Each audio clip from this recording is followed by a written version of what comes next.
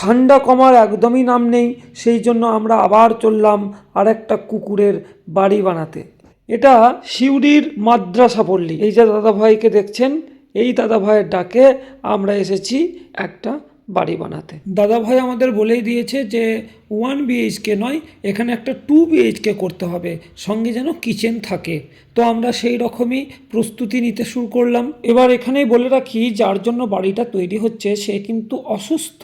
কিছুদিন আগে একটা শেয়াল তাকে ধরেছিল এবং শেয়ালের কামড় খেয়েছে এই কুকুরটা। প্রথমেই তার একটু চিকিৎসা করা হলো, অর্থাৎ ওষুধ খাওয়ানো হলো।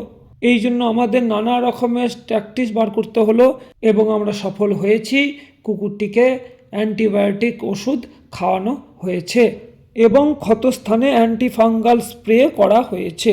এইভাবে আরও 2 দিন ওষুধ খাওয়ালে কুকুরটি আশা করছি সুস্থ হয়ে উঠবে এবং এই শীতে যেন কষ্ট না পায়, সেই জন্য 2 বিএইচকে ফ্ল্যাট এই যে তৈরি করা হচ্ছে, আপনারা দেখতেই পাচ্ছেন।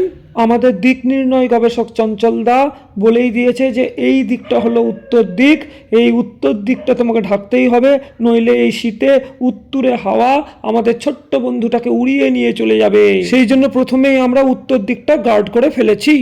আমরা আবারও বলছি, আমাদের যতটুকু সামর্থ্য আমরা ততটুকু চেষ্টা করছি।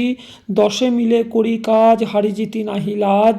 একসঙ্গে একটা সৎ কাজ করার আনন্দই আলাদা, তাতে হার জিত ভালো মন্দ এসব প্রশ্নই আসে না, তাই না? আপনারাও যদি আমাদের সঙ্গী হতে চান, হতেই পারেন। আপনাদের জন্য আমাদের দরজা, আমাদের অন্তর, আমাদের হৃদয় সব সময়ই খোলা থাকবে।